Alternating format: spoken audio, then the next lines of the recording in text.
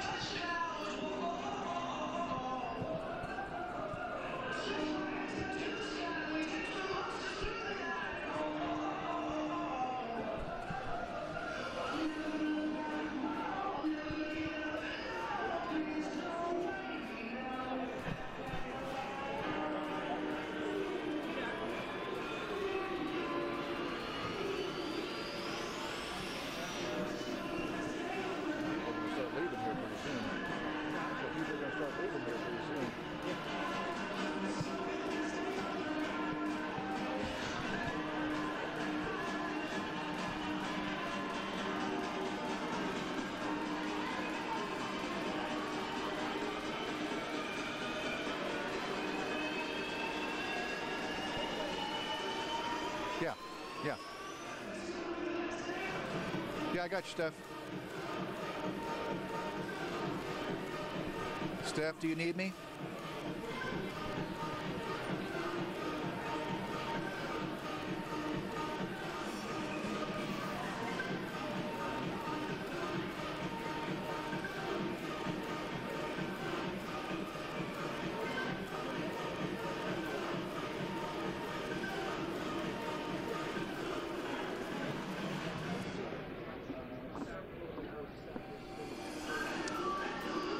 Erica, usually there's sort of a series of steps. You get somebody to come up and check the mic. We saw that. We saw the crowd being ushered in here in the middle.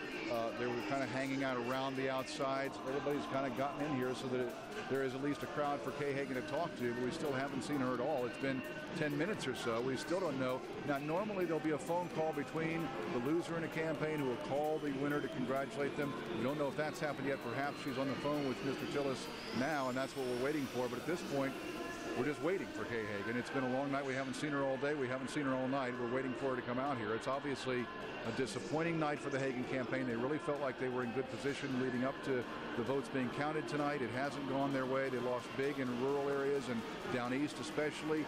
They won big in a lot of the metro areas, but it simply wasn't enough to carry the day here today. I was watching the faces of some of these people here as they've watched the results come in for other races and seen the Republicans take over the Senate. Some anguish and some tears I saw on some people's faces, but there hasn't been much emotion here, frankly, tonight from the Hagan people, and hasn't been much talk during the evening. The people usually get up to the podium and are exhorting the crowd and talking about it. We just haven't seen that tonight. Again, Kay Hagan's been out of sight, and we're just waiting for her to get in here. We're not sure what we're waiting for in terms of what she's waiting for to come in, but everybody here seems to be ready except for Mrs. Hagan.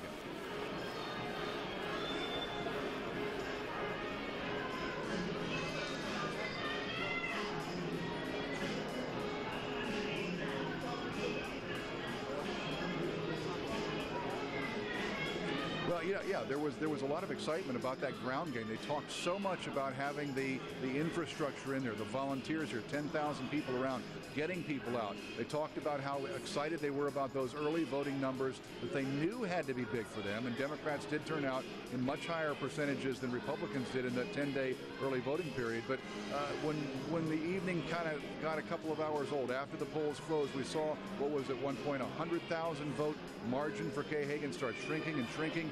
Then it was tied. It went the other way, about 50,000 votes, and she just never came back from that. Even when there was about half the votes to be counted and tallied in Mecklenburg, there was some feeling among folks around here that maybe that would give her that boost.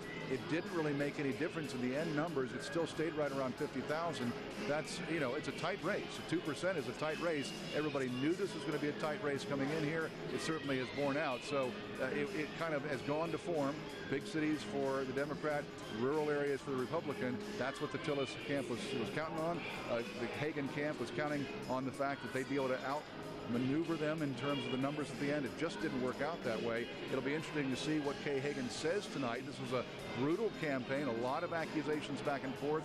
Normally, a loser says something nice about the winner. We'll see what happens here, because this was frankly a pretty ugly campaign. You guys?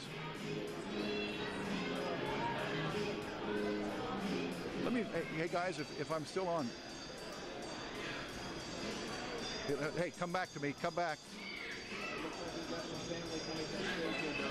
Hey, come on, back to me.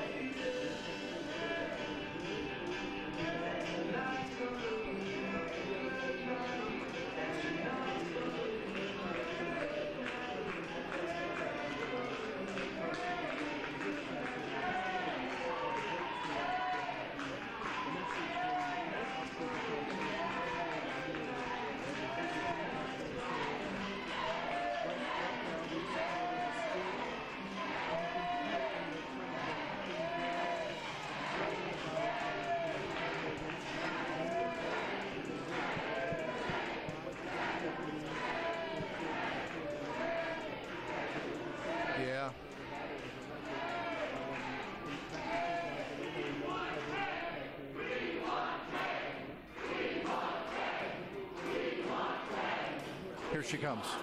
Here she comes.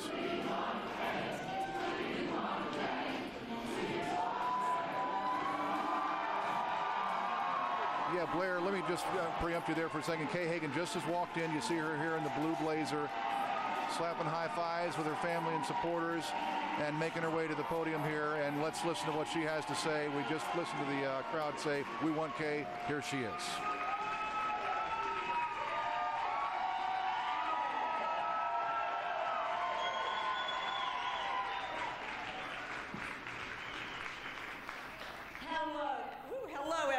It is so good to see you. Thank you so much for being here. Thank you.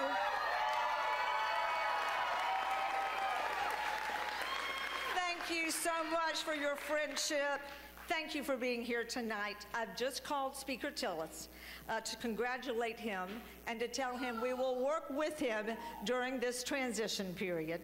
And I really first want to thank my fabulous husband, Chip. You know,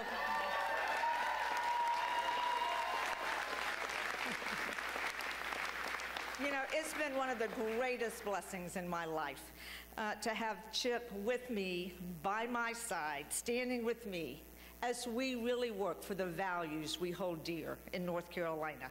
Chip, thanks for your unending support.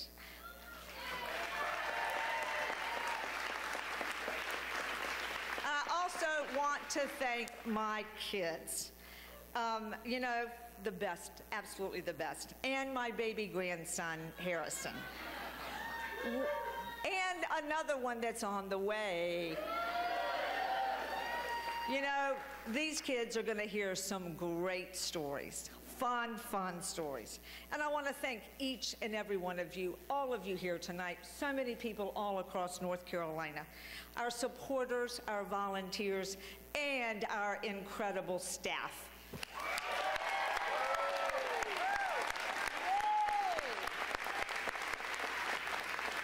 Please know I consider each of you a friend. Thank you for standing with me during this campaign. It's been a long couple of years, but none of it would have been possible without the long hours so many of you logged, knocking on doors, making all of those phone calls, making sure that people all across our state could have their voice heard. You weren't just standing with me, though. You were standing with working families all across North Carolina. Those are the families that I have worked to represent my 6 years in the U.S. Senate. And those are the families that still need a voice.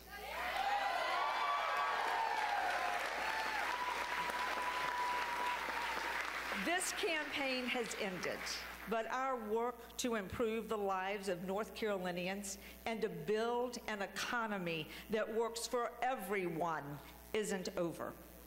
In North Carolina, I know everybody in this room knows we have a state toast, the land of the longleaf pine.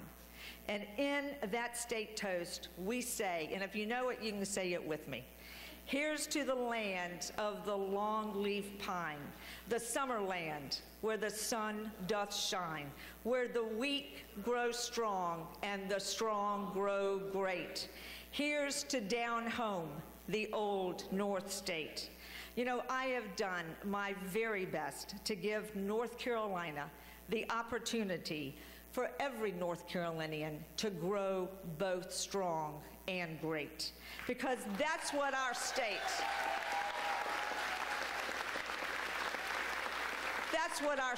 is really all about. It has been such an honor to hear your stories, your dreams, and your hopes. I will always be grateful for the trust that you placed in me and for the chance to serve our great state.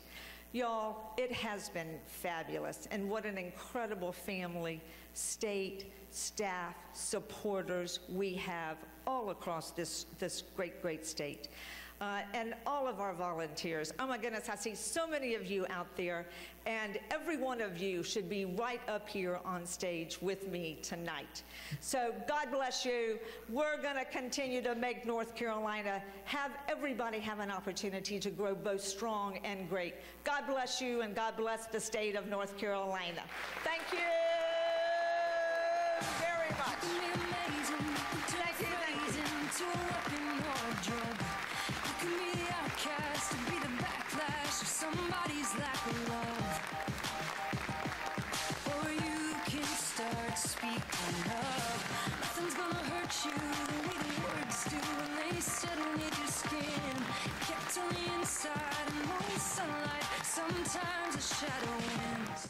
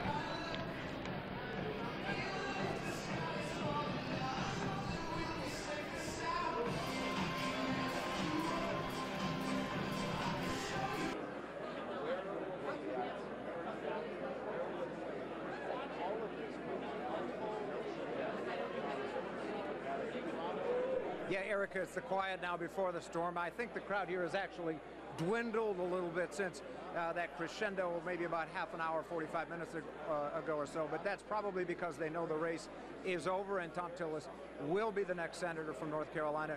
But I promise you that those who are here gathered in front of the stage will make a lot of noise when he walks in, which could be any moment now. A couple of thoughts here.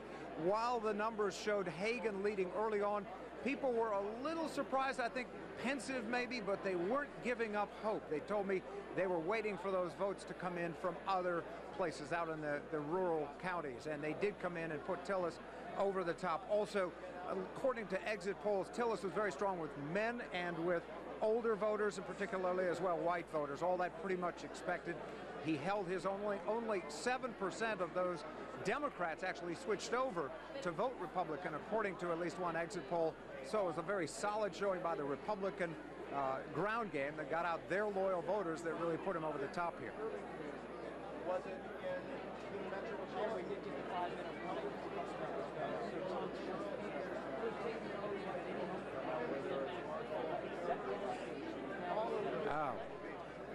Huge. You know, before the Tillis-Hagan race was called, they were watching a big screen over on the side of the room here, and anytime a Republican victory was announced, the cheers went up almost as if it was the race here. I had to double check to make sure it wasn't the race here. But yeah, a lot of enthusiasm here. These are hard core Republicans who've been with the party, been working with the party for a long time. They're very, very excited tonight, not only by what's happening here, but what's been happening around the country.